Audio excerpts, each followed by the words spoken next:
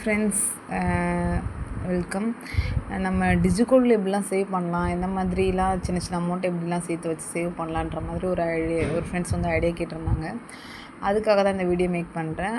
ஆனால் நான் வந்து டிஜிகோல்டில் இது வரைக்கும் சேவ் பண்ண ஆரம்பிக்கல. ஏன்னா வந்து நான் வந்து ஃபஸ்ட்டு டிஜிகோல்டு வந்து ஸ்டார்ட் பண்ண ஒரு நிறுவனம் இருக்குல்ல, அங்கே வந்து எனக்கு வந்து போயிட்டு பார்த்தேன். எனக்கு வந்து கலெக்ஷன் செட் ஆகலை, நம்ம கஸ்டமர் சர்வீஸ் சுத்தமாக நல்லா இல்லை.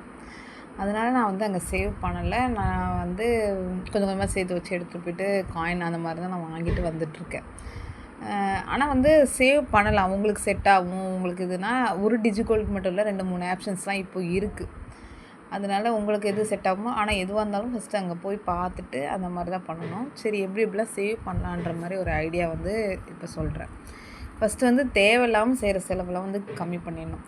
தேவையில்லாமல் என்ன செய்வோம், செலவு வந்து நம்ம தேவையில்லாமல் இப்போ ஒரு கடைக்கு போவோம், ஏதாச்சும் வாங்குறதுக்காக கடைக்கு போவோம். ஒரு சின்னதாக 5 ரூபா 10 ரூபா கூட இருக்கும். அதை கூட நம்ம என்ன பண்ணுவோம், ஜிபேயில் பண்ணுவோம். ஜிபேயில் பண்ணும்போது நம்ம ஒரு 5 ரூபாவோ 10 ரூபாவோ அது நம்மக்கிட்டேருந்து போகிறது வந்து பெருசாக தெரியவே தெரியாது. ஜிபே நம்ம பண்ணும்போது அது ரொம்ப ஒரு ப்ரௌடாக செலவு பண்ணுறது ஏதோ ப்ரௌடாக இருக்க மாதிரி ஃபீல் ஆகும். அதுவே நீங்கள் கையிலேருந்து நீங்கள் 5 ரூபா 10 ரூபா செலவு பண்ணி பாருங்கள், அது வந்து உண்மையாகவே ஐயோ நம்ம இதுக்கு தேவையில்லாமல் செலவு பண்ணுறோமோன்ற மாதிரி யோசிக்க தோணும். அதனால் ஃபஸ்ட்டு வந்து தேவையில்லாமல் செய்கிற செலவில் வந்து ஃபஸ்ட்டு கம்மி பண்ணணும். அது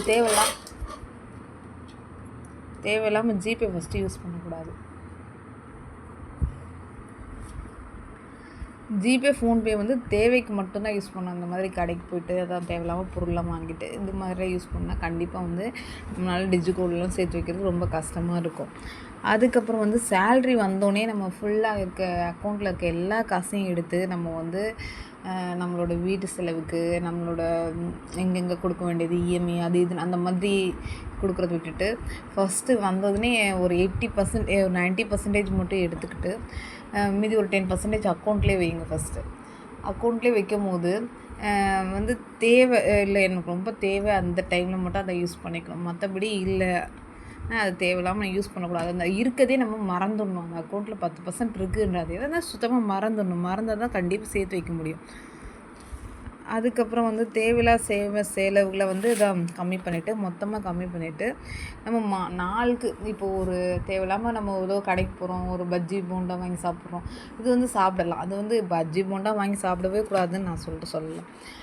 அது நம்ம ரெகுலராக பண்ணும்போது நம்மளோட ஹெல்த்து தான் ஸ்பாயில் ஆகும். எதுவாக இருந்தாலும் வந்து வீட்டிலேயே செஞ்சு சாப்பிடணும், அந்த மாதிரி பார்த்துக்கணும். இப்போ நம்ம தேவையில்லாமல் போய்ட்டு ஒரு கடையில் ஏதோ ஃப்ரெண்ட்ஸ் கூட இது பண்ணுவோம், ஃப்ரெண்ட்ஸ் கூட போவோம், ஒரு தேவையில்லாமல் 400 செலவாகும் 500 செலவாகும். அந்த மாதிரியான செலவு நான் என்ன சொல்கிறேன், உங்களுக்கே தெரியும். நீங்கள் உட்காந்து யோசிச்சு ஒரு 10 நிமிஷம் யோசிப்போம், நம்ம என்ன தேவையில்லாமல் செலவு பண்ணுறோம் 10 நிமிஷம் யோசிச்சு பார்த்தாலே தெரியும். அந்த மாதிரியான செலவுகளை வந்து கம்மி பண்ணாலே ஒரு நாளைக்கு ஒரு 50 ரூபா அந்த மாதிரி எடுத்து நீங்கள் வச்சிங்கன்னா கண்டிப்பாக சொல்கிறேன், இது வந்து கண்டிப்பாக முடியும். கண்டிப்பாக ஒரு நாளைக்கு 50 ரூபான்ற மாதிரிக்கு எடுத்து வச்சிங்கன்னா 50 × 7 வந்து 350 ருபீஸ் வந்து வாரத்துக்கு பே பண்ணுற மாதிரி இருக்கும். அப்படியே மாதத்துக்குன்னு பார்த்தீங்கன்னா 4 × 350 அதாவது 1400க்கு அதாவது ஒரு மாதத்துக்கு வந்து 100 மில்லிகிராம் வந்து நீங்கள் வந்து சேர்த்துருப்பீங்க. அதே மாதிரி ஒரு வருஷத்துக்குன்னு பார்த்தீங்கன்னா 1.2 கிராம்ஸ்ன்ற மாதிரி நீங்கள் சேர்த்துருப்பீங்க. இதுதான் வந்து நான் சொல்கிறது. எப்படி சொல்கிறதுனா, நீங்கள் ஒரு நாளைக்கு பெருசாலாம் கிடையாது, ஒரு நாளைக்கு 50 ரூபா தான் நீங்கள் சேர்த்து வைக்கிறீங்க. அப்படியே 50 ரூபா சேர்த்து வைக்கும்போது அது ஒரு வருஷத்துக்கே நீங்கள் வந்து உங்களுக்கு கண்ணுக்கே தெரியாமல் நீங்கள் சின்ன சின்ன செலவு கம்மி பண்ணாலே நீங்கள் வந்து ஒரு வருஷத்துக்கு 1.2 கிராம் வந்து நீங்கள் சேர்த்து வைக்க முடியும்.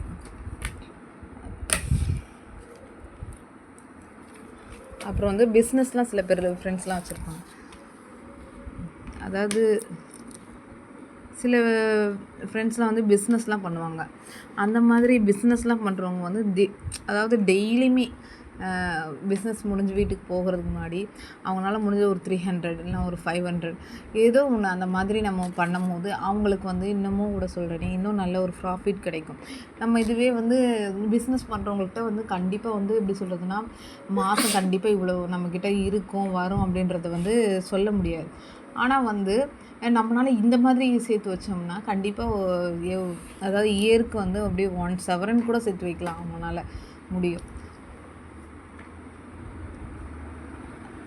அதாவது அதான் டிஜிகோல்டு நீங்கள் எங்கே போடுறீங்க அப்படின்றது வந்து முக்கியம். அப்படின்னும்போது நீங்கள் எங்கே போடுறீங்களோ அந்த கண்டிப்பாக அந்த பிரான்ச்சை நீங்கள் போயிட்டு நீங்கள் பார்க்கணும். அங்கே என்ன உங்களுக்கு கலெக்ஷன்ஸ் எப்படி இருக்குது, அங்கே வந்து உங்களுக்கு பிடிச்ச மாதிரி இருக்கா, வேஸ்டேஜ் எப்படி போடுறாங்க. ஏன்னா நீங்கள் அங்கே முடிஞ்சிட்டு நீங்கள் அங்கே தான் வாங்க போகிறீங்க. அப்படின்னும்போது அதுக்கு வேஸ்டேஜ்லாம் பெனிஃபிட்ஸ் கிடையாது. டிஜிகோல்டை பொறுத்த வரைக்கும் வேஸ்டேஜில் எந்த ஒரு பெனிஃபிட் இல்லை. நீங்கள் கொடுக்குற அமௌண்ட்டுக்கு வேணால் இன்ட்ரெஸ்ட் தான் கொடுப்பாங்க.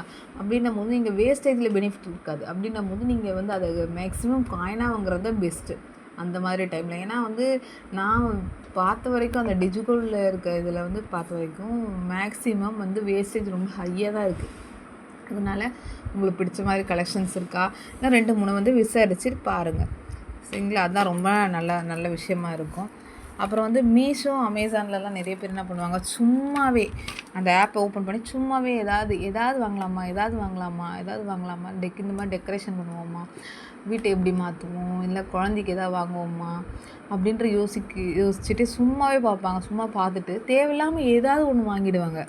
அந்த விஷயம் வீட்டில் இருக்கலாம், அந்த விஷயம் நமக்கு யூஸ் ஆகாமல் இருக்கலாம். நிறைய பேர் இந்த யூடியூப் பார்த்து யாராவது இவங்க இது யூஸ் பண்ணுறாங்க நல்லாயிருக்கு, அவங்க அது யூஸ் பண்ணுறாங்க நல்லாயிருக்கு அப்படின்ற மாதிரி நிறைய பேர் என்ன பண்ணுறாங்க, தேவையில்லாமல் பொருளை வந்து வாங்கி நிறைய பேர் குமிச்சிட்ருக்காங்க.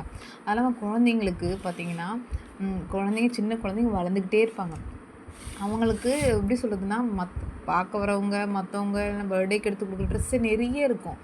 அவங்களுக்கு எப்படி சொல்கிறது, டெய்லி ஒரு ட்ரெஸ் போட்டு விடணும், அதாவது அந்த மாதிரி நினச்சி நிறைய பேர் இந்த மாதிரிலாம் வந்து பயங்கரமாக செலவு பண்ணுவாங்க. அதாவது தேவையே இல்லாமல், அதெல்லாம் வந்து என்னை பொறுத்த வரைக்கும் தேவையில்லாத செலவு. அது இல்லாமல் ஒரு பாத்திரம் வச்சுருப்பாங்க, இன்னொருத்தவங்க யூஸ் பண்ணுறத பற்றி இந்த பாத்திரம் நல்லா இருக்கே, இது நல்லா இருக்கே. அது தேவையில்லாமல் நிறைய விஷயம் வாங்குறதுனாலவும் நிறைய வந்து இப்படி செலவு பண்ணுறாங்க. அந்த மாதிரி செலவு பண்ணுறதெல்லாம் யோசிங்க ஃபஸ்ட்டு. அது நமக்கு தேவையா? இப்படி அவங்களும் டெக்கரேஷனாக நல்லா வச்சுக்கிறாங்களே வீட்டை, அந்த மாதிரி இருக்கும்போது நம்ம அப்படி வச்சுக்கிட்டா நல்லா இருக்குமே அப்படி சொல்லிட்டு தோணும். அவங்க எதுக்காக டெக்கரேஷன்லாம் பண்ணி வீட்டை வச்சுக்கிறாங்கன்னா, அவங்க யூடியூப் இருக்காங்க, அவங்க வீடியோ போடுறாங்க, அவங்க வீடியோவை நிறைய பேர் பார்க்குறாங்க, அதனால் அவங்க அப்படி வச்சுக்கிறாங்க. நீங்கள் என்ன பண்ணுறீங்க? நீங்கள் ஒன்றுமே பண்ணலை. நம்ம வீட்டை நல்லபடியாக பெருக்கி தொடச்சி நல்லபடியாக வச்சுருந்தாலே க்ளீனாக தான் இருக்கும். அதாவது நிறைய பொருளை டம்ப் பண்ணி வைக்கிறதுனால வேலை வந்து யாருக்கு அதிகம்? நமக்கு தான் அதிகம். அவங்களுக்கு வந்து அதுதான் வந்து ஒரு இதுவாகவே பண்ணுறாங்க. யூடியூப்பில் இருக்கவங்க வந்து அவங்க வீட்டை வந்து காட்டுறதுக்காக தான் அதை மேக் பண்ணுறாங்க. மற்றபடி அவங்க வாங்க மாட்டாங்க. அது அவங்களுக்கு ஒரு இன்வெஸ்ட்மெண்ட். அதாவது ஒரு பிஸ்னஸ் பண்ணோன்னா அவங்களோட இன்வெஸ்ட்மெண்ட்டே அதுதான். அதனால தான் நீங்கள் அவங்க வீடியோஸை பார்க்குறீங்க, ஓகேங்களா? அதனால் அவங்க ஏர்ன் பண்ணுறாங்க. நீங்கள் என்ன பண்ணுறீங்க? ஏர்ன் பண்ணல. நீங்கள் வந்து உங்களுக்கு காசை வந்து செலவு தான் பண்ணுறீங்க.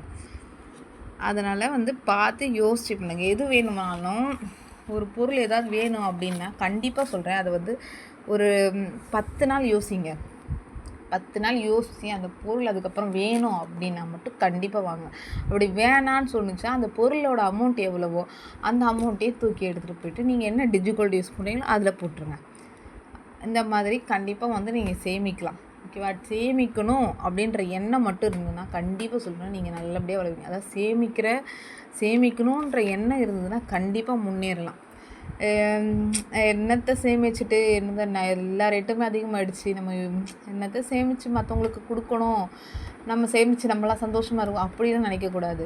ஏன்னா வந்து நம்ம தான் கஷ்டப்படுறோம். நம்ம குழந்தைங்க கல்யாணம் ஆகுதும் கூட சொல்கிறேனே, அவங்க அம்மா அப்பாங்களுக்கு எதாவது சேர்த்து வச்சுட்டு கல்யாணம் பண்ணிட்டு போகலாம். இல்லை குழந்தெல்லாம் இருக்குது எனக்கு அப்படின்னும் போது நம்ம குழந்தைய பார்த்துக்கிறது. அதாவது ₹1 தானே, இது ₹2 தானே அப்படிலாம் யோசிக்கக்கூடாது.